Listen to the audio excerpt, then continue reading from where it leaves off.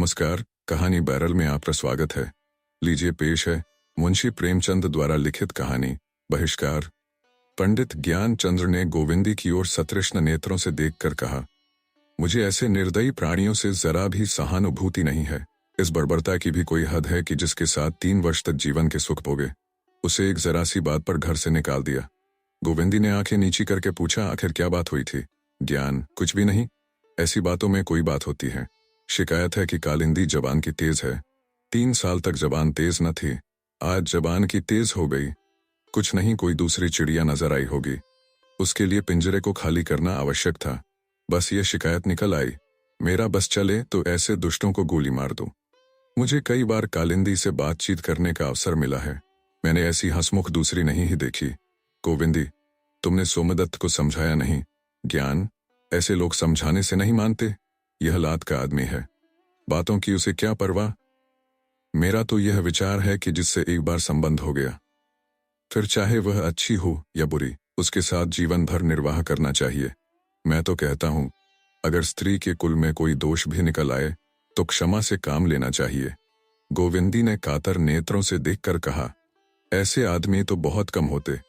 ज्ञान, समझ ही में नहीं आता कि जिसके साथ इतने दिन हंसे बोले, जिसके प्रेम की स्मृतियां हृदय के एक एक अणु में समाई हुई हैं, उसे दर दर ठोकरें खाने को कैसे छोड़ दिया। कम से कम इतना तो करना चाहिए था कि उसे किसी सुरक्षित स्थान पर पहुंचा देते और उसके निर्वाह का कोई प्रबंध कर देते। निर्दयी ने इस तरह घर से निकाला जैसे कोई कुत्ते को निकाले। बेचारी गांव के बाहर बैठी रो रही है। कौन कह सकता है कहाँ जाएगी? शायद मायके भी कोई नहीं रहा। सोमदत्त के डर के मारे गांव का कोई आदमी उसके पास भी नहीं आता। ऐसे बग्गड़ का क्या ठिकाना। जो आदमी स्त्री का न हुआ वह दूसरे का क्या होगा। उसकी दशा देखकर मेरी आंखों में तो आंसू भर आए।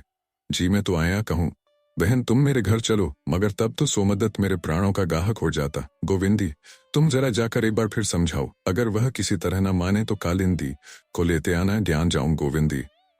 हाँ, अवश्य जाओ, मगर सोमदत्त कुछ खरी खोटी भी कहे तो सुन लेना। ज्ञानचंद्र ने गोविंदी को गले लगाकर कहा, तुम्हारे हृदय में बड़ी दया है गोविंदी। लो जाता हूं, अगर सोमदत्त ने न माना तो कालिंदी ही को लेता आऊंगा। अभी बहुत दूर न गई होगी। 3 वर्ष बीत गए। गोविंदी एक बच्चे की मां हो गई। कालिंदी अभी तक इसी घर में है। उसके पति ने दूसरा विवाह कर लिया है। गोविंदी और कालिंदी में बहनों का सा प्रेम है। गोविंदी सदैव उसकी दिलजोई करती रहती है। वह इसकी कल्पना भी नहीं करती कि यह कोई गैर है और मेरी रोटियों पर पड़ी हुई है। लेकिन सोमदत्त को कालिंदी का यहाँ रहना एक आंख नहीं भाता। वह कोई कानूनी कार्रवाई करने की तो हिम्मत नहीं रखता और इस परिस्थिति में कर ही क्या सकता है। लेकिन ज्ञानचंद्र का सिर नीचा करने के लिए अवसर खोजता रहता है। संध्या का समय था। ग्रीष्म की उष्ण वायु अभी तक बिल्कुल शांत नहीं हुई थी। गोविंदी गंगा जल भरने गई थी और जल तट की शीतल निर्जनता का आनंद उठा रही थी। सहसा उसे सोमदत्त आता हुआ दिखाई दिया। गोविंदी ने आंचल से मुंह छिपा लिया और कलसा लेकर चलने ही को थी कि सोमदत्त ने सामने आकर कहा, जरा ठहरो गोविंदी, तुमसे एक बात कहना है। तुमसे ये पूछना चाहता हूं कि तुमसे कहूं या ज्ञानू से? गोविंदी ने धीरे से कहा, उन्हीं से कह दीजिए। सोम जी तो मेरा भी यही चाहता है, लेकिन तुम्हारी दीनता पर दया आती है। जिस दिन मैं ज्ञानचंद से यह बात कह दूंगा, तुम्हें इस घर से निकलना पड़ेगा। मैंने सारी बातों का पता लगा लिया है। तुम्हारा बाप कौन था, तुम्हारी माँ की क्या दशा हुई, यह सारी कथा जानता हूँ। क्या तुम समझती हो कि ज्ञानचंद्र यह कथा सुनकर तुम्हें अपने घर में रखेगा? उसके विचार कितने ही स्वाधीन हो, पर जीती मक्खी नहीं निगल सकता। गोविंदी ने थर थर कांपते हुए कहा, जब आप सारी बातें जानते हैं तो मैं क्या कहूँ?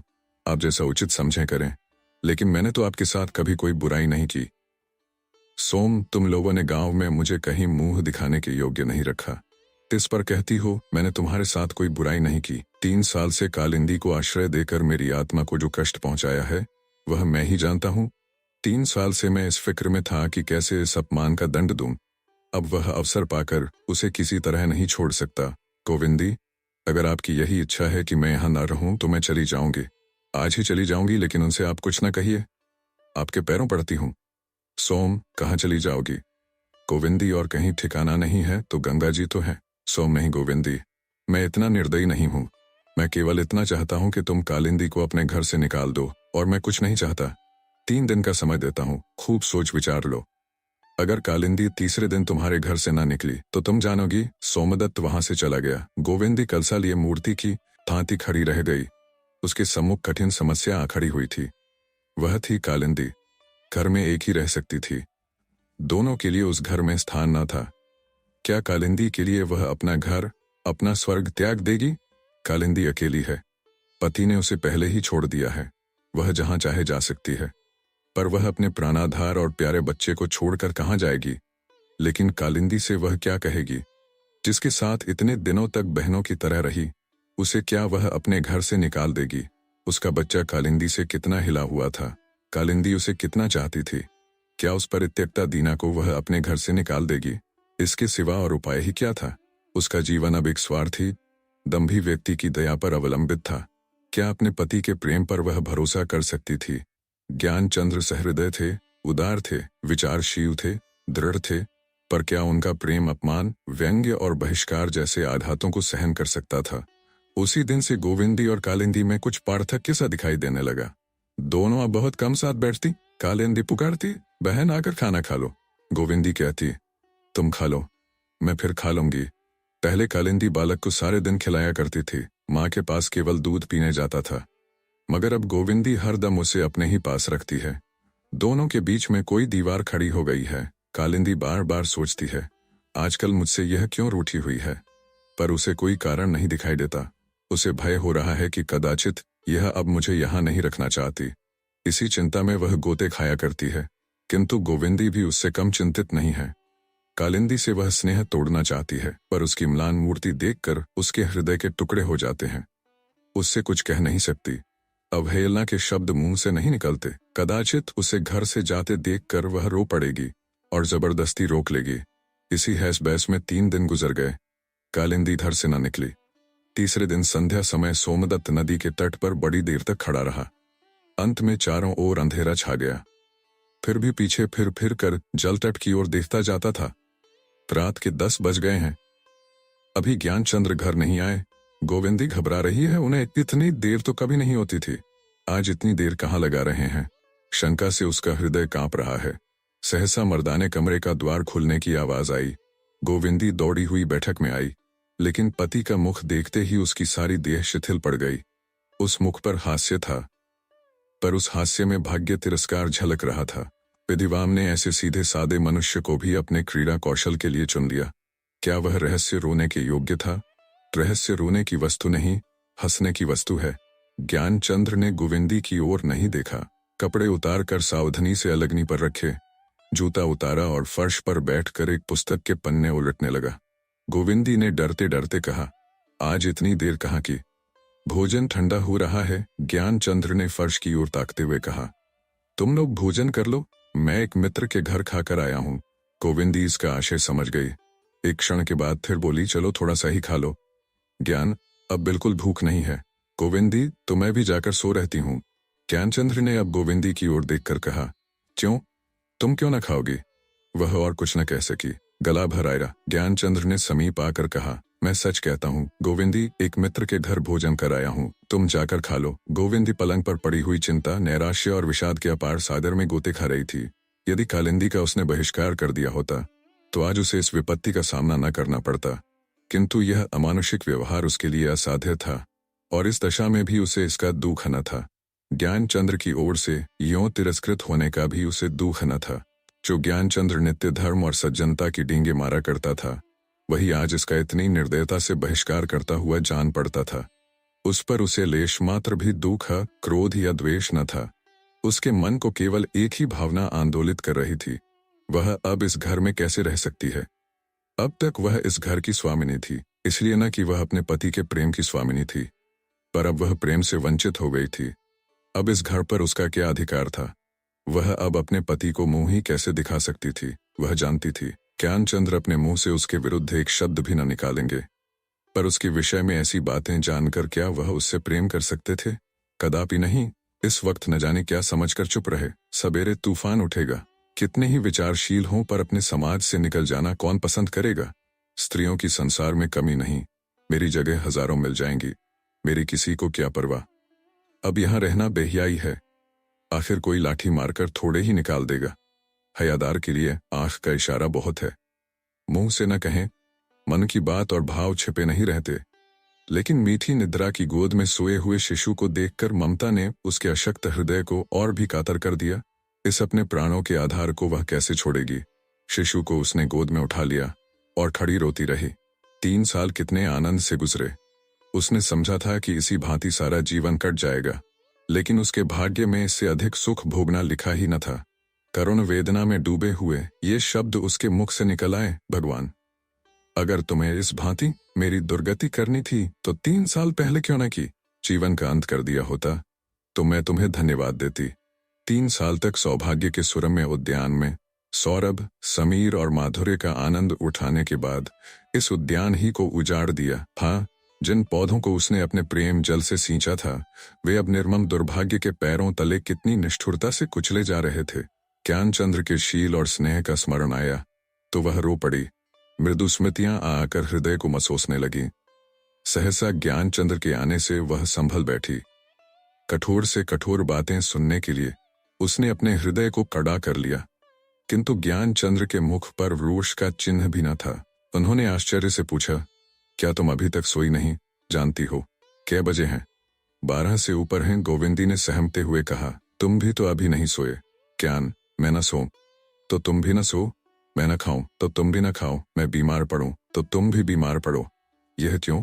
मैं तो एक जन्मपत्री बना रहा था, कल देनी होगी। तुम क्या करती रही? बोलो। हैं? प्रवंचकता क्या इतनी निर्मल हो सकती है? शायद सोमदत्त ने अभी वज्र का प्रहार नहीं किया, अवकाश न मिला होगा। लेकिन ऐसा है तो आज घर इतनी देर में क्यों आए? भोजन क्यों न किया? मुझसे बोले तक नहीं, आंखें लाल हो रही थीं, मेरी ओर आंख उठाकर देखा तक नहीं। क्या यह संभव है कि इनका क्रोध शांत हो गया हो?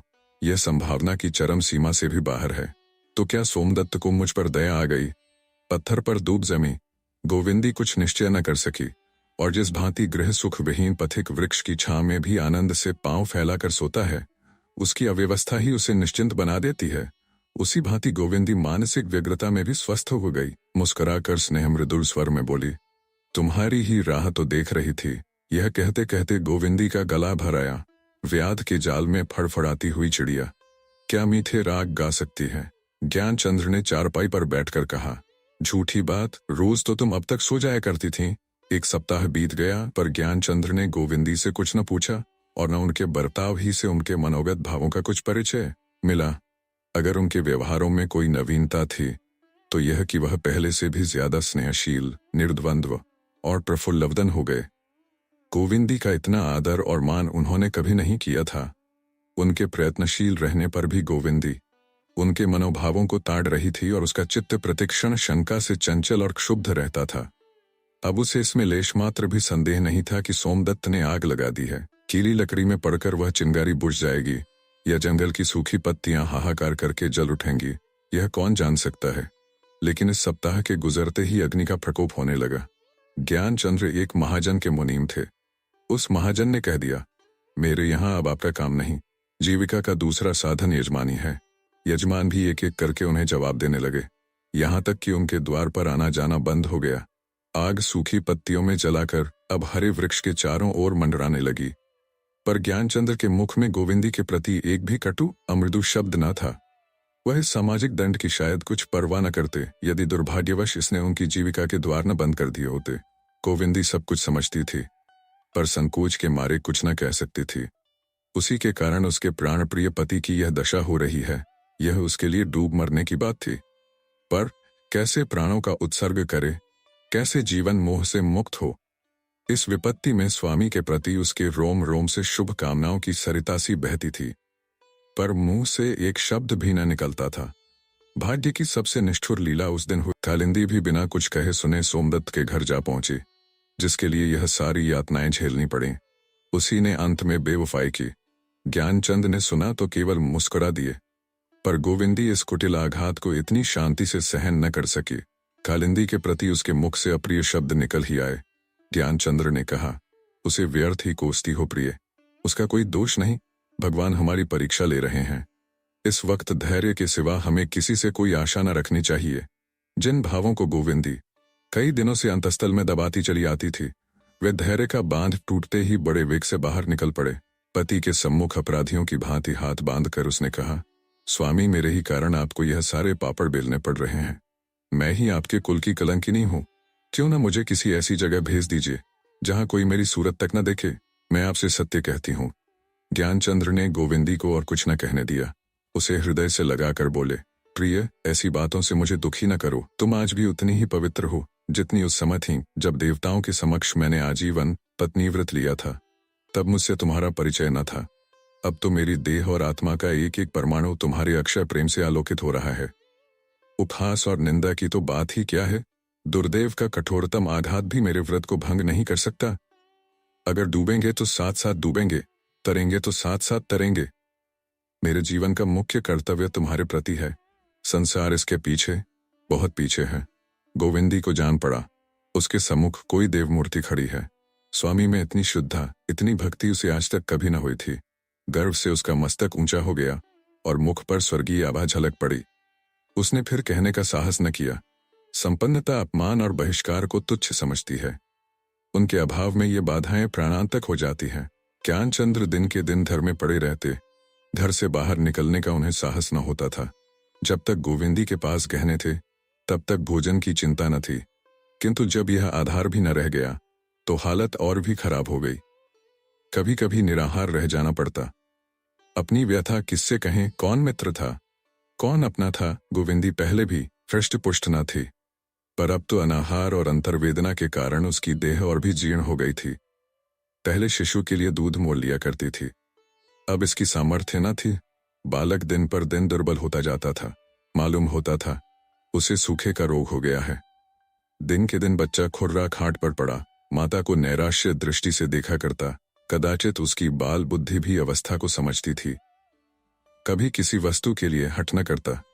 उसकी बालोचित सरलता, चंचलता और क्रीडाशीलता ने अब तक दीर्घ आशाविहीन प्रतीक्षा का रूप धारण कर लिया था। माता पिता उसकी दशा देखकर मन ही मन कुड़कुड़ कर रह जाते थे। संध्या का समय था। गोविंदी अंधेरे घर में बालक के सिरहाने चिंता में मग्न बैठी थी। आकाश पर बादल छाए हुए थे और हवा के झोंके उसके अर्धनग्न शरीर में शर के समान लगते थे। आज दिन भर बच्चे ने कुछ न खाया था। घर में कुछ था ही नहीं। क्षुधाग्नि से बालक छटपटा रहा था, पर या तो रोना न चाहता था या उसमें रोने की शक्ति ही न थी। इतने में ज्ञानचंद्र तेली के यहाँ से तेल लेकर आ पहुंचे। दीपक जला। दीपक के क्षीण प्रकाश में माता ने बालक का मुख देखा तो सहम उठी। बालक का मुख पीला पड़ गया था और पुतलियां ऊपर चढ़ गई थीं। उसने घबराकर बालक को गोद में उठाया। देह ठंडी थी। चिल्लाकर बोली, हाँ भगवान, मेरे बच्चे को क्या हो गया। ज्ञानचंद्र ने बालक के मुख की ओर देखकर एक ठंडी सांस ली और बोले, ईश्वर, क्या सारी दया दृष्टि हमारे ही ऊपर करोगे। गोविंदी, हाय, मेरा लाल मारे भूख के शिथिल हो गया है। कोई ऐसा नहीं जो इसे 2 घूंट दूध दिला दे। ये कहकर उसने बालक को पति की गोद में दे दिया और एक लुटिया लेकर कालिंदी के घर दूध मांगने चली। जिस कालिंदी ने आज 6 महीने से इस घर की ओर ताका न था, उसी के द्वार पर दूध की भिक्षा मांगने जाते हुए उसे कितनी ग्लानि, कितना संकोच हो रहा था। वह भगवान के सिवा और कौन जान सकता है।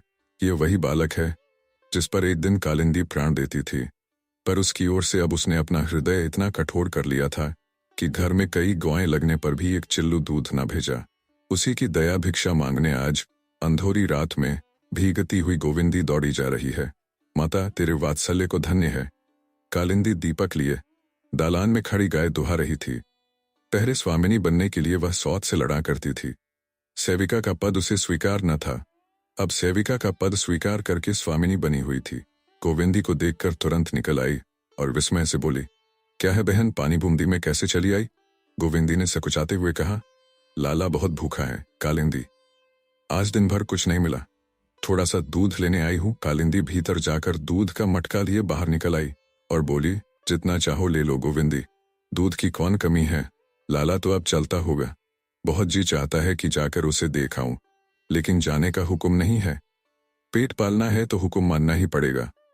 तुमने बतलाया ही नहीं तो लाला के लिए दूध का तोड़ा थोड़ा है। मैं चली क्या आई कि तुमने उसका मुंह देखने को तरसा डाला। मुझे कभी पूछता है। यह कहते हुए कालिंदी ने दूध का मटका गोविंदी के हाथ में रख दिया। गोविंदी की आंखों से आंसू बहने लगे। कालिंदी इतनी दया करेगी, इसकी उसे आशा नहीं थी। अब उसे ज्ञान हुआ कि यह वही दयाशीला, सेवापरायण रमणी है जो पहले थी। लेश मात्र भी अंतर न था। बोली, इतना दूध लेकर क्या करूंगी बहन? इस लोटिया में डाल दो कालिंदी, दूध छोटे बड़े सभी खाते हैं, ले जाओ। धीरे, यह मत समझो कि मैं तुम्हारे घर से चली आई तो बिरानी हो गई। भगवान की दया से अब यहाँ किसी बात की चिंता नहीं है। मुझसे कहने भर की देर है। हाँ, मैं आऊंगी नहीं, इससे लाचार हूं। कल किसी बेला लाला को लेकर नदी किनारे आ जाना। देखने को बहुत जी चाहता है। गोविंदी दूध की हांडी लिए घर चली। गर्वपूर्ण आनंद के मारे उसके पैर उड़े जाते थे। तयूड़ी में पैर रखते ही बोली, जरा दिया दिखा देना, यहाँ कुछ सुझाई नहीं देता। ऐसा न हो कि दूध गिर पड़े। ज्ञानचंद्र ने दीपक दिखा दिया। गोविंदी ने बालक को अपनी गोद में लिटाकर कटोरी से दूध पिलाना चाहा, पर एक घूंट से अधिक दूध कंठ में न गया। बालक ने हिचकी ली और अपनी जीवन लीला समाप्त कर दी। करुण रोदन से घर गूंज उठा। सारी बस्ती के लोग चौंक पड़े। पर जब मालूम हो गया कि ज्ञानचंद्र के घर से आवाज आ रही है तो कोई द्वार पर न आया। रात भर भग्न हृदय दंपति रोते रहे। रात काल ज्ञानचंद ने शव उठा लिया और श्मशान की ओर चले। सैकड़ों आदमियों ने उन्हें जाते देखा, पर कोई समीप न आया। कुल मर्यादा संसार की सबसे उत्तम वस्तु है, उस पर प्राण तक न्यौछावर कर दिए जाते हैं। ज्ञानचंद के हाथ से वह वस्तु निकल गई जिस पर उन्हें गौरव था। वह गर्व, वह आत्मबल, वह तेज जो परंपरा ने उनके हृदय में कूट कूट कर भर दिया था। उसका कुछ अंश तो पहले ही मिट चुका था। बचा खुचा पुत्र शोक ने मिटा दिया। उन्हें विश्वास हो गया कि उनके अविचार का ईश्वर ने यह दंड दिया है। दुर्वस्था, जीर्णता और मानसिक दुर्बलता सभी इस विश्वास को दृढ़ करती थीं। वह गोविंदी को अब भी निर्दोष समझते थे। उसके प्रति एक कटु शब्द उनके मुंह से न निकलता था, न कोई कटु भाव ही उनके दिल में जगह पाता था। विधि की क्रूर क्रीड़ा ही उनका सर्वनाश कर रही है, इसमें उन्हें लेशमात्र भी संदेह न था। अब यह घर उन्हें फाड़े खाता था। घर के प्राण से निकल गए थे। अब माता किसे गोद में लेकर चांद मामा को बुलाएगी, किसे उपटन मलेगी, किसके लिए प्रातकाल हलवा पकाएगी। अब सब कुछ शून्य था। मालूम होता था कि उनके हृदय निकाल लिए गए हैं। अपमान, कष्ट, अनाहार, इन सारी विडंबनाओं के होते हुए भी बालक की बाल क्रीड़ाओं में वे सब कुछ भूल जाते थे। उसके स्नेह में, लालन पालन में ही अपना जीवन सार्थक समझते थे। अब चारों ओर अंधकार था। यदि ऐसे मनुष्य हैं जिन्हें विपत्ति से उत्तेजना और साहस मिलता है, तो ऐसे भी मनुष्य हैं जो आपत्ति काल में कर्तव्यहीन, पुरुषार्थहीन और उद्यमहीन हो जाते हैं। ज्ञानचंद्र शिक्षित थे, योग्य थे। यदि शहर में जाकर दौड़ धूप करते तो उन्हें कहीं न कहीं काम मिल जाता। वेतन कम ही सही, रोटियों को तो मोहताज न रहते, किंतु अविश्वास उन्हें घर से निकलने न देता था। कहाँ जाएं, शहर में कौन जानता है। अगर दो चार परिचित प्राणी हैं भी तो उन्हें मेरी क्यों परवाह होने लगी। फिर इस दशा में जाएं कैसे। देह पर साबित कपड़े भी नहीं। जाने के पहले गोविंदी के लिए कुछ न कुछ प्रबंध करना आवश्यक था। उसका कोई सुभीता न था। इन्हीं चिंताओं में पड़े पड़े उनके दिन कटते जाते थे, यहाँ तक कि उन्हें घर से बाहर निकलते ही बड़ा संकोच होता था। गोविंदी ही पर अन्नोपार्जन का भार था। बेचारी दिन को बच्चों के कपड़े सीती, रात को दूसरों के लिए आटा पीसती। ज्ञानचंद्र सब कुछ देखते थे और माथा ठोक कर रह जाते थे।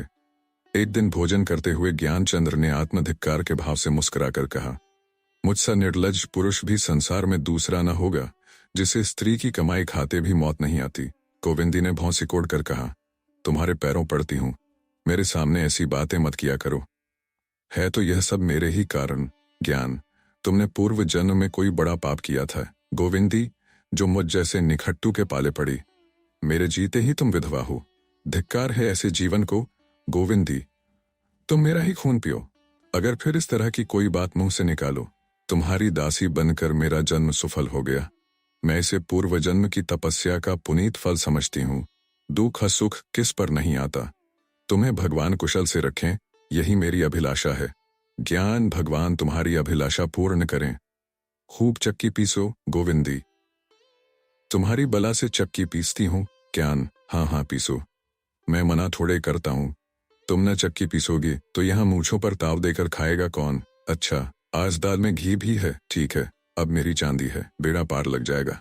इसी गांव में बड़े बड़े उच्च कुल की कन्याएं हैं। अपने वस्त्राभूषण के सामने उन्हें और किसी की परवाह नहीं। पति महाशय चाहे चोरी करके लाएं, चाहे डाका मार कर लाएं, उन्हें इसकी परवाह नहीं। तुम्हें वह गुण नहीं है। तुम उच्च कुल की कन्या नहीं हो। बाहरी दुनिया, ऐसी पवित्र देवियों का तेरे यहाँ अनादर होता है। उन्हें कुल कलंकिनी समझा जाता है। धन्य है तेरा व्यापार। तुमने कुछ और सुना? सोमदत्त ने मेरे असामियों को बहका दिया है कि लगान मत देना। देखें क्या करते हैं, बताओ जमींदार को रकम कैसे चुकाऊंगा। गोविंदी, मैं सोमदत्त से जाकर पूछती हूँ, ना मना क्या करेंगे? कोई दिल लगी है? ज्ञान, नहीं गोविंदी, तुम उस दुष्ट के पास मत जाना। मैं नहीं चाहता कि तुम्हारे ऊपर उसकी छाया भी पड़े। उसे खूब अत्याचार करने दो। मैं भी देख रहा हूं कि भगवान कितने न्यायी हैं। गोविंदी, तुम असामियों के पास क्यों नहीं जाते? हमारे घर ना आए, हमारा छुआ पानी ना पिए या हमारे रुपये भी मार लेंगे। ज्ञान, वाह, इससे सरल तो कोई काम ही नहीं है। कह देंगे हम रुपए दे चुके, सारा गांव उसकी तरफ हो जाएगा। मैं तो अब गांव भर का द्रोही हूं ना। आज खूब डटकर भोजन किया, अब मैं भी रईस हूं, बिना हाथ पैर हिलाए गुलछर्रे उड़ाता हूं। सच कहता हूं, तुम्हारी ओर से अब मैं निश्चिंत हो गया। देश विदेश भी चला जाऊं तो तुम अपना निर्वाह कर सकती हो। गोविंदी, कहीं जाने का काम नहीं है। ज्ञान, तो यहाँ जाता ही कौन है? किसे कुत्ते ने काटा है जो यह सेवा छोड़कर मेहनत मजूरी करने जाए? तुम सचमुच देवी हो। गोविंदी भोजन करके ज्ञानचंद्र बाहर निकले। गोविंदी भोजन करके कोठरी में आई तो ज्ञानचंद्र न थे। समझी कहीं बाहर चले गए होंगे। आज पति की बातों से उसका चित्त कुछ प्रसन्न था। शायद अब वह नौकरी चाकरी की खोज में कहीं जाने वाले हैं, यह आशा बंधा रही थी। हाँ, उनकी व्यंगोक्तियों का भाव उसकी समझ ही में न आता था। ऐसी बातें वह कभी न करते थे। आज क्या सूझे, कुछ कपड़े सीने थे, जाड़ों के दिन थे। गोविंदी धूप में बैठकर सीने लगी। थोड़ी ही देर में शाम हो गई, अभी तक ज्ञानचंद्र नहीं आए। तेल बत्ती का समय आया, फिर भोजन की तैयारी करने लगी।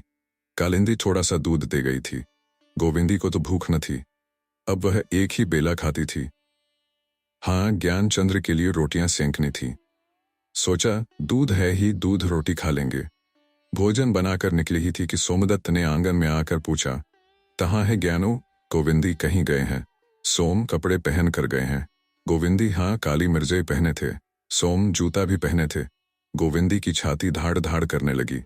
बोली, हाँ, जूता तो पहने थे, क्यों पूछते हो? सोमदत्त ने जोर से हाथ मारकर कहा, हाय ज्ञानू। हाय। गोविंदी घबरा कर बोली, क्या हुआ दादाजी? हाय, बताते क्यों नहीं? हाय, बताते क्यों नहीं? सोम, अभी थाने से आ रहा हूं, वहां उनकी लाश मिली है, रेल के नीचे दब गए। हाय ज्ञानू, मुझ हत्यारे को क्यों न मौत आ गई? गोविंदी के मुंह से फिर कोई शब्द ना निकला। अंतिम हाय के साथ बहुत दिनों तक तड़पता हुआ प्राण पक्षी उड़ गया। एक क्षण में गांव की कितनी ही स्त्रियां जमा हो गईं। सब कहती थीं, देवी थी, सती थी। प्रात काल दो अर्थियां गांव से निकलीं। एक पर रेशमी चुंदरी का कफन था, दूसरी पर रेशमी शाल का। गांव के द्विजों में से केवल सोमदत्त साथ था, शेष गांव के नीच जाति वाले आदमी थे। सोमदत्त ही ने दाह क्रिया का प्रबंध किया था। वह रह रहकर दोनों हाथों से अपनी छाती पीटता था और जोर जोर से चिल्लाता था। हाय ज्ञानू, आप सुन रहे थे कहानी बैरल से, मुंशी प्रेमचंद द्वारा लिखित कहानी बहिष्कार।